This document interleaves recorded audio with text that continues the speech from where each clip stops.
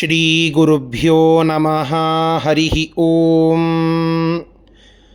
ಪರಮಾತ್ಮನೇ ಸತತಮೇಕರೂಪಿಣೇ ದಶರೂಪಿಣೇ ಶತಸಹಸ್ರರೂಪಿಣೇ ಅವಿಕಾರಿಣೇ ಸ್ಫುಟಮನಂತರೂಪಿಣೇ ಸುಖಚಿತ್ಸಮಸ್ಥತನವೇ ನಮೋ ನಮಃ. ತಪೋವಿದ್ಯಾವಿರಕ್ತ್ಯಾದಿ ಸದ್ಗುಣೌಘಾಕರಾನಹಂ ವಾದಿರಾಜಗುರುನ್ ವಂದೇ ಹಯಗ್ರೀವದಯಾಶ್ರಯಾನ್. ಶ್ರೀ ಗುರುಭ್ಯೋ ನಮಃ. ಹರಿ ಓಂ. ದಶಾವತಾರ ಸ್ತುತಿಯ ಅರ್ಥಚಿಂತನೆಯನ್ನು ಈ ಅಧಿಕ ಮಾಸದಲ್ಲಿ ನಾವು ಮಾಡುತ್ತಾ ಇದ್ದೇವೆ. ನಿನ್ನೆಯ ದಿನ 5ನೆಯ ಶ್ಲೋಕದಲ್ಲಿ ಮೋಹಿನಿ ರೂಪದ ವರ್ಣನೆಯನ್ನು ವಾದಿರಾಜಸ್ವಾಮಿಗಳು ತುಂಬ ಸ್ವಾರಸ್ಯಕರವಾದ ಶಬ್ದಗಳಿಂದ ವರ್ಣನ ಮಾಡಿ ತಿಳಿಸಿದರು.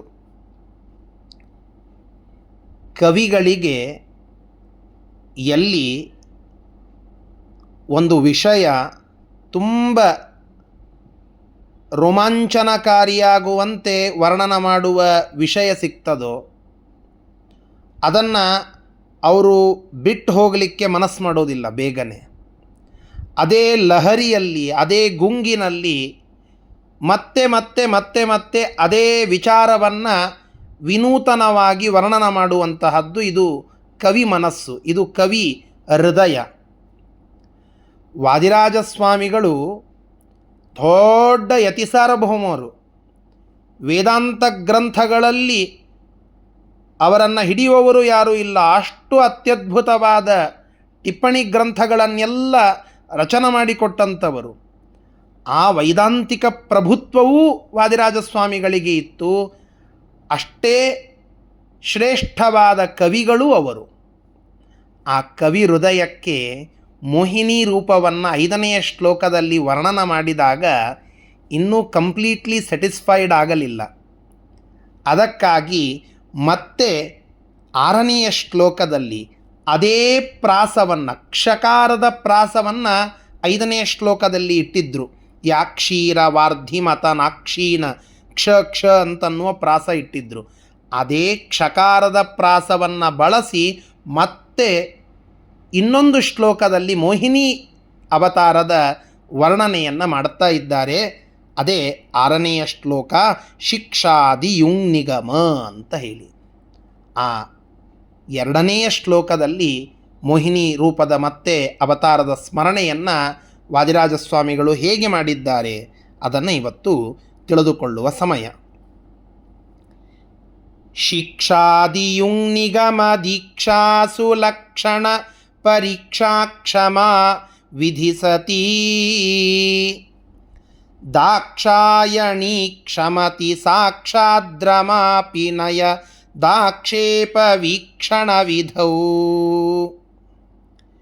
ಪ್ರೇಕ್ಷಾಕ್ಷಿ ಲೋಭಕರಲಾಕ್ಷಾರ ಸೋಕ್ಷಿತ ಪದಾಕ್ಷೇಪ ಲಕ್ಷಿತಧರಾ ಸಾಕ್ಷಾರಿತಾತ್ಮತನು ಭೂಕ್ಷಾರಕಾರಿ ನಿಟಿಲಾಕ್ಷ ಕ್ಷಮಾನವತುನಃ.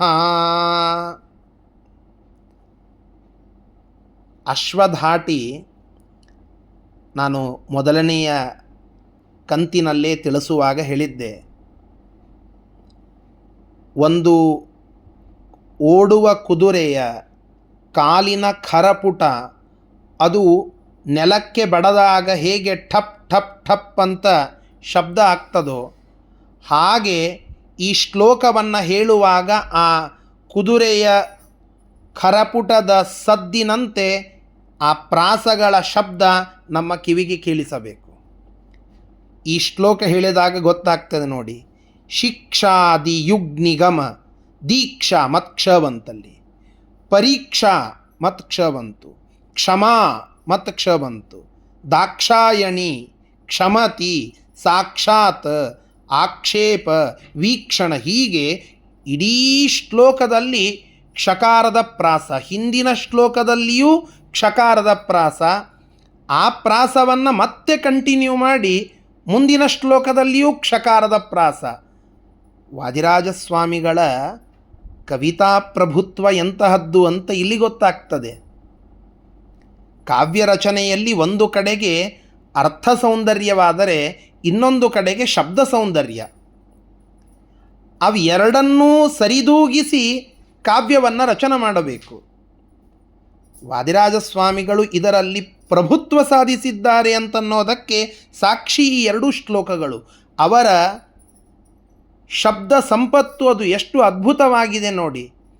ಎರಡು ಶ್ಲೋಕಗಳಲ್ಲಿ ಇಡಿಯಾಗಿ ಕ್ಷಕಾರವನ್ನು ಬಳಸಿ ಶ್ಲೋಕ ಮಾಡಬೇಕು ಅಂದರೆ ಎಷ್ಟು ಶಬ್ದಗಳ ಸಂಪತ್ತು ಅವರಲ್ಲಿ ಇದೆ ಗೊತ್ತಾಗ್ತದೆ. ಮೋಹಿನಿ ರೂಪದ ವರ್ಣನೆಯನ್ನು ಮುಂದುವರೆಸ್ತಾ ಹೇಳುತ್ತಾರೆ. ಶಿಕ್ಷಾದಿ ಯುಗ್ ನಿಗಮ ದೀಕ್ಷಾಸು ಲಕ್ಷಣ ಪರೀಕ್ಷಾ ಕ್ಷಮಾ ವಿಧಿಸತಿ. ಶಿಕ್ಷಾ, ನಾವು ವೇದದ ಅಂಗಗಳನ್ನು ತಿಳಿದುಕೊಳ್ಳುವಾಗ ಶಿಕ್ಷಾ, ವ್ಯಾಕರಣ, ಛಂದಸ್ಸು, ನಿರುಕ್ತ, ಕಲ್ಪ ಇತ್ಯಾದಿ ವೇದಾಂಗಗಳನ್ನು ನಾವು ಕೇಳುತ್ತೇವೆ. ಈ ವೇದದ ಅಂಗಗಳು ಇವುಗಳನ್ನು ತಿಳಿದುಕೊಂಡು ವೇದವನ್ನು ಅರ್ಥ ಮಾಡಿಕೊಳ್ಳಬೇಕು ಅಂತನ್ನುವ ಉಪನಿಷತ್ ಮಾತು ಕೂಡ ಇದೆ. ಇದು ಪ್ರಾಚೀನವಾದ ಪದ್ಧತಿ. ಈ ಉಪನಿಷತ್ತನ್ನು ನಾವು ಅಧ್ಯಯನ ಮಾಡುವಾಗ ಹಾಗೆ ಅಧ್ಯಯನ ಮಾಡುವಂತೆ ಇಲ್ಲ. ಅರ್ಥಾತ್ ವೇದವನ್ನು ಅಧ್ಯಯನ ಮಾಡುವಾಗ ಈ ವೇದಾಂಗಗಳನ್ನು ಅಧ್ಯಯನ ಮಾಡಿಯೇ ಮುಂದೆ ವೇದವನ್ನು ತಿಳಿದುಕೊಳ್ಳುವುದು, ಅದೇ ನಿಜವಾದ ಪ್ರಾಚೀನವಾದ ಪದ್ಧತಿ. ಆ ಶಿಕ್ಷಾದಿ ಯುಕ್ ಅಂದರೆ ಶಿಕ್ಷಾ, ವ್ಯಾಕರಣ, ನಿರುಕ್ತ, ಛಂದಸ್ಸು, ಕಲ್ಪ, ಜ್ಯೋತಿಷ್ಯ ಇವುಗಳನ್ನು ಅರ್ಥ ಮಾಡಿಕೊಂಡು ಇವುಗಳನ್ನು ಕೂಡಿಕೊಂಡು ಶಿಕ್ಷಾದಿಯುಕ್ ನಿಗಮ ವೇದವನ್ನು ಅದರ ದೀಕ್ಷಾಸುಲಕ್ಷಣ ಪರೀಕ್ಷಾ ಅಂದರೆ ಶಿಕ್ಷಾದಿ ವೇದದ ಗಳಿಂದ ಕೂಡಿದ ವೇದದ ನಿಯಮಗಳ ಅಥವಾ ವೇದಾಂಗಗಳ ನಿಯಮಗಳ ಸುಲಕ್ಷಣ, ಆ ವೇದವನ್ನು ಹೇಳುವಾಗ ಅದನ್ನು ತಿಳಿದುಕೊಳ್ಳುವಾಗ ಅದರಲ್ಲಿರುವ ಅರ್ಥವನ್ನು ಅರಿಯುವಾಗ ಇರುವ ಶ್ರೇಷ್ಠವಾದ ಲಕ್ಷಣಗಳ ಪರೀಕ್ಷಾ. ಇದು ಸರಿಯೋ ಇದು ತಪ್ಪೋ, ಇದು ಹಿಂಗೆ ಅನ್ನಬೇಕೋ ಅದನ್ನು ಬೇರೆ ಟೈಪ್ ಅನ್ನಬೇಕೋ ಅಂತನ್ನುವ ಆ ವೇದಾಂಗಗಳ ಒಟ್ಟಾರೆ ವಾಂಗ್ಮಯದ ವಿದ್ಯೆಯ ಎಲ್ಲ ಲಕ್ಷಣಗಳ ಯುಕ್ತಾಯುಕ್ತ ಪರೀಕ್ಷಾ ಮಾಡುವುದರೊಳಗೆ ಕ್ಷಮ ಸಮರ್ಥಳಾದಂಥವಳು ಯಾರವಳು? ವಿಧಿಸತಿ, ಅವಳೇ ಸರಸ್ವತೀ ದೇವಿ. ಶಿಕ್ಷಾದಿಯುಗ್ ನಿಗಮ ದೀಕ್ಷಾಸು ಲಕ್ಷಣ ಪರೀಕ್ಷಾ ಕ್ಷಮ ವಿಧಿಸತಿ, ಆ ಸರಸ್ವತಿಯೇ ಆಗಲಿ. ಮತ್ಯಾರು? ದಾಕ್ಷಾಯಣಿ, ದಕ್ಷನ ಮಗಳು ಸತೀದೇವಿ ಪಾರ್ವತಿ, ಅವಳಿಗೆ ದಾಕ್ಷಾಯಣಿ ಅಂತ ಹೆಸರು. ಆ ಪಾರ್ವತಿಯೇ ಆಗಲಿ. ವಿಧಿ ಅನ್ನೋದಕ್ಕೆ ಬ್ರಹ್ಮದೇವರು ಅಂತರ್ಥ. ಬ್ರಹ್ಮದೇವರ ಹೆಂಡತಿಯಾದ ಸರಸ್ವತೀ ದೇವಿಯೇ ಆಗಲಿ, ರುದ್ರದೇವರ ಹೆಂಡತಿಯಾದಂತಹ ಸತೀದೇವಿಯೇ ಆಗಲಿ, ಪಾರ್ವತಿಯೇ ಆಗಲಿ, ಅಷ್ಟೇ ಯಾಕ್ರಿ, ಅವ್ರನ್ನೆಲ್ಲ ಪಕ್ಕಕ್ಕಿಡಿ. ಸಾಕ್ಷಾತ್ ರಮಾಪಿ, ಸ್ವಯಂ ತ್ರೈಲೋಕ್ಯ ಸೌಂದರ್ಯದ ಸಾಕಾರ ಮೂರ್ತಿ ಅಂತ ಅನ್ನಿಸಿಕೊಂಡಿರುವ ಲಕ್ಷ್ಮೀದೇವಿಯೂ ಕೂಡ ರಮಾ ಅಪಿ ಯದಾ ಕ್ಷೇಪ ವೀಕ್ಷಣ ವಿಧೌ ಯದಾಕ್ಷೇಪ ವೀಕ್ಷಣ ವಿಧೌ, ಯಾರ ಚಿತ್ತವನ್ನು ಕದುಲಿಸುವಂತಹ ಕಣ್ಣಿನ ಆ ನೋಟಕ್ಕೆ, ಕುಡಿ ನೋಟಕ್ಕೆ, ಅಂದರೆ ವಯ್ಯಾರದಿಂದ ಕೂಡಿ ಕಣ್ಣನ್ನು ಒಂದು ಕಡೆಗೆ ದೃಷ್ಟಿ ಹಾಯಿಸಿದಾಗ ಅಲ್ಲಿ ಆ ಕಣ್ಣಿನ ನೋಟ ಅದು ಮನಮೋಹಕವಾಗಿ ಇರ್ತದೆ. ಆ ಮೋಹಕವಾದ ಬಳಕುವ ವಯ್ಯಾರದಿಂದ ಕೂಡಿದ ಶೃಂಗಾರಮಯವಾದ ಚಿತ್ತವನ್ನು ಅಲಗಾಡಿಸುವಂತಹ ಏನು ಕಣ್ಣಿನ ಹೊರಳಾಡಿಸುವಿಕೆ ಇದೆಯಲ್ಲ, ಆ ಕಣ್ಣಿನ ವ್ಯಾಪಾರ ಇದೆಯಲ್ಲ, ಇದರಲ್ಲಿ ನ ಕ್ಷಮತಿ, ಸಾಟಿಯಾಗುವುದಿಲ್ಲ. ಅಂದರೆ ಮೋಹಿನಿ ರೂಪ, ಭಗವಂತನ ಸ್ತ್ರೀ ರೂಪ ಅದು ಎಷ್ಟು ಸುಂದರವಾಗಿತ್ತು ಅಂತಂದರೆ, ಆ ರೂಪದಲ್ಲಿ ಭಗವಂತ ಕಣ್ಣನ್ನು ಒಂದು ಕಡೆಗೆ ನೋಡುವಾಗ, ಮೋಹಕವಾಗಿ ನೋಡುವಾಗ, ಅಲ್ಲಿ ಆಗುವ ಚಿತ್ತದ ಚಂಚಲ ಮಾಡುವಂತಹ, ಚಿತ್ತವನ್ನು ಚಂಚಲ ಮಾಡುವಂತಹ ಆ ಮೋಹಿನಿ ರೂಪದ ಕಣ್ಣಿನ ವಯ್ಯಾರ, ಇದಕ್ಕೆ ಸರಸ್ವತಿಯೂ ಸಮ ಅಲ್ಲ, ಸತೀದೇವಿಯೂ ಸಮ ಅಲ್ಲ. ಅಷ್ಟೇ ಯಾಕೆ, ಸ್ವಯಂ ಲಕ್ಷ್ಮೀದೇವಿಯೂ ಅದಕ್ಕೆ ಹೊಂದಿಕೆ ಆಗಲಿಲ್ಲ. ಅವರೆಲ್ಲರನ್ನ ಮೀರಿಸುವ ಒಂದು ಮೋಹಕವಾದ ದೃಗ್ವ್ಯಾಪಾರ ದೃಶ್ಯ ಅದು ಆ ಮೋಹಿನಿ ರೂಪದ್ದು ಅಂತ ಹೇಳಲಿಕ್ಕೆ ಹೊರಟಿದ್ದಾರೆ. ಅಂದರೆ ಬ್ರಹ್ಮ, ವಿಷ್ಣು, ಮಹೇಶ್ವರ ಅಂತ ನಾವು ನೋಡಿದಾಗ, ಬ್ರಹ್ಮದೇವರ ಹೆಂಡತಿಯಾದ ಸರಸ್ವತಿ, ಮಹೇಶ್ವರನ ಹೆಂಡತಿಯಾದಂತಹ ಸತಿ, ಸ್ವಯಂ ವಿಷ್ಣುವಿನ ಹೆಂಡತಿಯಾದಂತಹ ಲಕ್ಷ್ಮೀದೇವಿ, ಈ ಮೂವರಿಗೂ ಇರದ ಒಂದು ಸೌಂದರ್ಯ, ಆ ಕಣ್ಣಿನ ವ್ಯಾಪಾರ, ಇದು ಆ ವಿಷ್ಣು ಪರಮಾತ್ಮ ಸ್ತ್ರೀ ರೂಪವನ್ನು ತೆಗೆದುಕೊಂಡಾಗ ತೋರಿಸಿದ ಅಷ್ಟು ಮೋಹಕವಾದ ರೂಪವದು. ಆ ಪ್ರೇಕ್ಷ ಮೋಹಕವಾದ ರೂಪ ಬಹಳ ಸುಂದರವಾಗಿ ರೂಪವನ್ನು ಹೊಂದಿದ್ದಾರೆ, ಆದರೆ ಬುದ್ಧಿಯೇ ಇಲ್ಲ ಅಂತ ಅನ್ನುವಂತೆ ಇಲ್ಲ. ಈ ಮೋಹಿನಿ ರೂಪಕ್ಕೆ ಆ ಪ್ರೇಕ್ಷ, ಭಾರೀಯಾದಂತಹ ಜ್ಞಾನದಿಂದ ಕೂಡಿದ ರೂಪ ಇದು. ಆ ಪ್ರೇಕ್ಷ ಸುಂದರ ರೂಪ, ಅಷ್ಟೇ ಭಾರಿಯಾದ ಜ್ಞಾನ. ಅಕ್ಷಿಲೋಭಕರ, ಕಣ್ಣನ್ನು ಸೆರೆ ಹಿಡಿಯುವ, ನಮ್ಮ ಕಣ್ಣಿನ ಕ್ಯಾಮ್ರಾದಲ್ಲಿಯೇ ಸೆರೆ ಹಿಡಿಯಬೇಕಾದ ರೂಪ ಆ ಮೋಹಿನಿ ರೂಪ. ಅಂತಹ ಅಕ್ಷಿಲೋಭಕರ, ನಮ್ಮ ಕಣ್ಣನ್ನು ಒಂದೇ ಕಡೆಗೆ ಸ್ಥಾಯಿಗೊಳಿಸುವಂತಹ ಶಕ್ತಿ ಇರುವ ರೂಪವನ್ನು ಹೊಂದಿರುವ ಮೋಹಿನಿ ರೂಪ. ಆ ಮೋಹಿನಿ ರೂಪ ನಡೆದಾಡುತ್ತಾ ವಯ್ಯಾರದಿಂದ ಬರ್ತಾ ಇದ್ದಾಗ ರಾಕ್ಷಸರೆಲ್ಲ ಆ ರೂಪವನ್ನು ನೋಡಿ ಮೋಹಿತರಾಗಿದ್ದಾರೆ. ಸ್ವಯಂ ರುದ್ರದೇವರು ಕೂಡ ಮುಂದೆ ಆ ರೂಪವನ್ನು ನೋಡಿ ಇದು ಪಾರ್ವತಿಯ ರೂಪವೇ ಅಂತನ್ನುವಷ್ಟು ಮೋಹಿತರಾಗ್ತಾರೆ. ಆ ಮೋಹಿನಿ ರೂಪದ ಭಗವಂತ ನಡೆದುಕೊಂಡು ಬರುವಾಗ ಪಾದಕ್ಕೆ ಒಂದು ಮರದಲ್ಲಿ ಸಿಗುವಂತಹ ರಸವನ್ನು ಹಚ್ಚಿಕೊಂಡಿದ್ದ. ಸ್ತ್ರೀಯರ ಪಾದಗಳಿಗೆ ಆ ರಸ ಹಚ್ಚುವಂತಹದ್ದು, ಅದಕ್ಕೆ ಅರಗು ಅಂತ ಕರೀತಾರೆ. ಆ ಅರಗಿನ ರಸ ಅದನ್ನು ಪಾದಗಳಿಗೆ ಹಚ್ಚಿಕೊಂಡು ಮೋಹಿನಿ ರೂಪದ ಪರಮಾತ್ಮ ಬರುವಂತಹ ಸಮಯ, ಅಲ್ಲೇ ಹಿಂದೆ ನೋಡುವ ರಾಕ್ಷಸರಿಗೆ ಅವಳು ಮುಂದೆ ಹೋದಂತೆ ಆ ಪಾದಕ್ಕೆ ಅಂಟಿರುವ ಆ ಅರಗಿನ ರಸ ಅದು ಅವಳ ಹೆಜ್ಜೆಯ ವಿನ್ಯಾಸದಿಂದ ಚಿಹ್ನಿತವಾಗಿ ನೆಲ ಕಾಣಿಸ್ತಾ ಇದೆ ಅಂತ. ಇದೆಷ್ಟು ಅದ್ಭುತವಾದ ವರ್ಣನೆ ನೋಡಿ.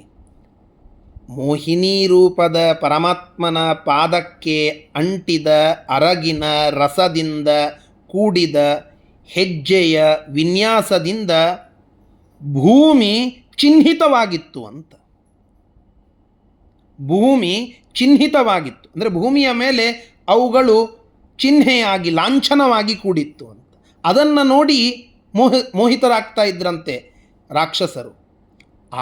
ಅಷ್ಟು ವಯ್ಯಾರ, ಅಷ್ಟು ಸೌಂದರ್ಯ, ಶೃಂಗಾರ ಇದರಿಂದ ಕೂಡಿದ ಆ ಭಗವಂತನ ಸ್ತ್ರೀ ರೂಪ, ಎಲ್ಲ ದೇವತೆಗಳನ್ನು ಮೀರಿಸುವ ಕಾಂತಿ, ಸೌಂದರ್ಯ.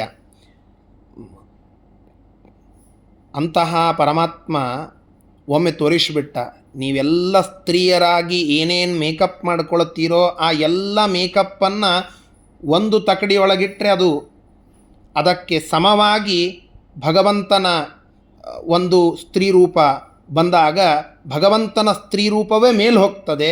ಇವರ ಎಲ್ಲ ಶೃಂಗಾರಗಳು ಕೆಳಗೆ ಹೋಗ್ತವೆ ಅಂತ. ಅಂದರೆ ಪರಮಾತ್ಮ ಪುರುಷನಾಗಿಯೂ ಮತ್ತು ಸ್ತ್ರೀ ರೂಪದಲ್ಲಿಯೂ ಎಲ್ಲ ರೂಪದಿಂದಲೂ ಸೌಂದರ್ಯದ ಸಾಕಾರ ಮೂರ್ತಿ ಅಂತ. ಕರಿಹೊರೆ ಕೇಶ ಕಲಾಪದ ಸಂಪಿಗೆ ಸೊಂಪನು ಸುರಿಸಿತ್ತು, ನಿಲಿಮ ಕುಂತಲ ನಿಕಟದಿ ಬೈತಲು ಬಂಗಾರದ ಗೆರೆ ತೊರೆದಿತ್ತು. ಹೆಜ್ಜೆಯ ರಿಂಗಣ ಶಬ್ದಕ್ಕೆ ಗೆಜ್ಜೆಯ ಹಂಸವು ತಾಳವ ಹಿಡಿದಿತ್ತು, ಮುಗುದೆಯ ಮೈಸಿರಿ ನವಿಲಿನ ನಾಟ್ಯಕ್ಕೆ ಕಾಮನ ಕೊಳಲದು ಊದಿತ್ತು. ಆ ಪರಮಾತ್ಮನ ಸ್ತ್ರೀ ರೂಪ ಅದು ಹೆಂಗಿತ್ತು ಅಂತಂದರೆ, ಉಸುರಿನ ಗಂಧಕ್ಕೆ ಮುಖ ಮಕರಂದಕ್ಕೆ ಬಂಡುಣಿ ದಂಡವು ತೆರಳಿತ್ತು. ಆ ಶ್ರೇಷ್ಠವಾದ ಮುಖದಲ್ಲಿ ಉಸಿರಿನ ಗಂಧ, ಮುಖ ಅದರಲ್ಲಿರುವಂತಹ ಮಕರಂದವನ್ನು ಹೀರಲಿಕ್ಕೆ ಜೇನು ಅದನ್ನು ಹೀರಿಕೊಳ್ಳಲಿಕ್ಕೆ ಆ ದುಂಬಿ ಬರ್ತಾ ಇದೆಯೋ ಅನ್ನುವಷ್ಟು ಸೌಂದರ್ಯ ಆ ಮುಖದಲ್ಲಿ ಇತ್ತು. ಇದನ್ನು ಸೂಕ್ಷ್ಮವಾಗಿ ತಿಳಿಸ್ತಾ, ಲಾಕ್ಷಾ ರಸೋಕ್ಷಿತ ಪದಾಕ್ಷೇಪ ಲಕ್ಷಿತಧರ, ಅರಗಿನ ರಸದಿಂದ ಲೇಪಿಸಲ್ಪಟ್ಟ ಹೆಜ್ಜೆಯ ವಿನ್ಯಾಸದಿಂದ ಚಿಹ್ನಿತವಾದ ಭೂಮಿಯನ್ನು ಉಳ್ಳ, ಅಂದರೆ ಭೂಮಿಯ ಮೇಲೆ ಅವಳು ಹಚ್ಚಿಕೊಂಡ ಆ ರಸದ ಚಿಹ್ನೆಗಳು ಬರ್ತಾ ಇವೆ, ಅಷ್ಟು ವಯಾರದಿಂದ ನಡೀತಾ ಬರ್ತಾ ಇದ್ದಾಳೆ. ಇವಳ ಆ ರೂಪವನ್ನು ನೋಡಿ ದೇವತೆಗಳೂ ರಾಕ್ಷಸರು ಇಬ್ಬರೂ ಮೋಹಿತರಾಗಿದ್ದಾರೆ. ಸ್ವಯಂ ಶಿವ ಮೋಹಿತನಾಗಿ ಅವಳ ಮೇಲೆ ಆಸೆ ಪಡುವಂತೆ ಆಗುವಂತಹ ಸಂದರ್ಭ, ಅವಳ ಮೇಲೆ ಆಸೆ ಪಟ್ನಲ್ಲ ಅಂತ ಮುಂದೆ ಲಜ್ಜೆ ಪಡುವ ಸಂದರ್ಭ ಬಂತು. ತಾವೆಲ್ಲ ಕಥೆಯನ್ನು ಕೇಳಿದ್ದೀರಿ. ಶಿವ ಅಲ್ಲಿ ಆ ರೂಪವನ್ನು ನೋಡಿ ಇದು ಪಾರ್ವತಿಯ ರೂಪ ಅಂತನ್ನುವಂತೆ ಭ್ರಮೆಗೊಂಡಂಥವನಾಗಿ ಅಲ್ಲಿ ಆ ರೂಪದ ಮೇಲೆ ಕಾಮದೃಷ್ಟಿಯನ್ನು ಬೀರುವಂತಹ ಪ್ರಸಂಗ. ಶಾಸ್ತ ಅನ್ನುವ ಮಗ ಅಲ್ಲಿ ಹುಟ್ಟುತ್ತಾನೆ ಅಂತ ನಾವು ಕೇಳುತ್ತೇವೆ. ಇದನ್ನು ವಾದಿರಾಜರು ತುಂಬ ಸ್ವಾರಸ್ಯಪೂರ್ಣವಾಗಿ ಅದನ್ನು ವರ್ಣನ ಮಾಡುತ್ತಾ ಹೇಳುತ್ತಾರೆ. ಆಕ್ಷಾರಿತ ಆತ್ಮತನುಭೂಕ್ಷಾರಕಾರಿ ನಿಟಿಲಾಕ್ಷ ಶಿವ ಅವನನ್ನು ಆಕ್ಷಾರಿತ ಲಜ್ಜೆ ಉಳ್ಳವನನ್ನಾಗಿ ಮಾಡಿದ ಭಗವಂತನ ರೂಪ ಈ ಮೋಹಿನಿ ರೂಪ. ತನ್ನ ಆತ್ಮ ಅಂದರೆ ತನ್ನ, ತನು ಅಂದರೆ ದೇಹ, ಅದರ ಭೂ ತನ್ನ ದೇಹದಿಂದ ಹುಟ್ಟಿದ ಅಂದರೆ ಮೋಹಿನಿ ರೂಪದ ಮೂಲ ನಾರಾಯಣ ಆ ಪರಮಾತ್ಮನ ಮಗ ಕಾಮ. ಆ ಕಾಮನನ್ನು ಕ್ಷಾರಕಾರಿ ಅವನನ್ನು ಸುಟ್ಟು ಹಾಕಿದಂತಹ, ಅವನನ್ನು ಬೂದಿ ಮಾಡಿದಂತಹ ನಿಟಿಲಾಕ್ಷ ಶಿವನನ್ನು ಆಕ್ಷಾರಿತ ಲಜ್ಜೆಗೊಳ್ಳುವಂತೆ ಮಾಡಿದಂತಹ, ಅಂದರೆ ಅಂತಹ ಶಿವನನ್ನೂ ಕೂಡ ಮೋಹ ಮಾಡುವಂತಹ ಭಾರೀ ರೂಪದಿಂದ ಕೂಡಿದ ಆ ಮೋಹಿನಿ ರೂಪ ಪರಮಾತ್ಮನ ಸ್ತ್ರೀ ರೂಪ ಅಕ್ಷಮಾನ್ನಹ ಅವತು. ದೀನರಾದಂತಹ ಈ ಎಲ್ಲ ಭಕ್ತರ ಮೇಲೆ ಕರುಣೆಯನ್ನು ತೋರಿಸಿ ಈ ದೀನರಾದ ನಮ್ಮನ್ನು ಅವತು ರಕ್ಷಿಸಲಿ. ಹಿಂದಿನ ಶ್ಲೋಕದಲ್ಲಿ ನಹ ಅಕ್ಷಾಣಿ ಸುರೂಕ್ಷೇಕ್ಷಣಾತ್ ಅವತು ಅಂತ ಬಂದಿತ್ತು. ನಮ್ಮ ಇಂದ್ರಿಯಗಳನ್ನು ಕೆಟ್ಟ ಹಾದಿಗೆ ಹೋಗದಂತೆ ಮಾಡಿ ರಕ್ಷಣೆ ಮಾಡುವಂತ. ಇಲ್ಲಿ ನಮ್ಮ ದೀನರಾದಂತಹ ನಮ್ಮನ್ನು ನೀನು ರಕ್ಷಿಸುವಂತ ಆ ಮೋಹಿನಿ ರೂಪವನ್ನು ನಮ್ಮ ರಕ್ಷಣೆಗಾಗಿ ಪ್ರಾರ್ಥನೆ ಮಾಡುವ ಬಗೆಯನ್ನು ತುಂಬ ಸುಂದರವಾಗಿ, ಕಾವ್ಯಾತ್ಮಕವಾಗಿ, ಚಮತ್ಕಾರಪೂರ್ಣವಾಗಿ ವಾದಿರಾಜಸ್ವಾಮಿಗಳು ಈ ಪ್ರಕಾರವಾಗಿ ತಿಳಿಸಿದ್ದಾರೆ. ಇದರ ಅರ್ಥ ಇಷ್ಟು. ಆ ಮೋಹಿನಿ ರೂಪ ನಮ್ಮನ್ನು ರಕ್ಷಿಸಲಿ ಅಂತ ನಾವು ಕೂಡ ಪ್ರಾರ್ಥನೆಯನ್ನು ಮಾಡಿ ಈ ಸೇವೆಯನ್ನು ಪರಮಾತ್ಮನಿಗೆ ಸಮರ್ಪಣೆ ಮಾಡೋಣ. ನಾಳೆ ಇದರ ನಂತರದ ಶ್ಲೋಕದಲ್ಲಿ ಮತ್ತೊಂದು ರೂಪದ ವರ್ಣನೆಯನ್ನು ತಿಳಿದುಕೊಳ್ಳೋಣ. ಶ್ರೀಕೃಷ್ಣಾರ್ಪಣಮಸ್ತು. ಹರಯೇ ನಮಃ.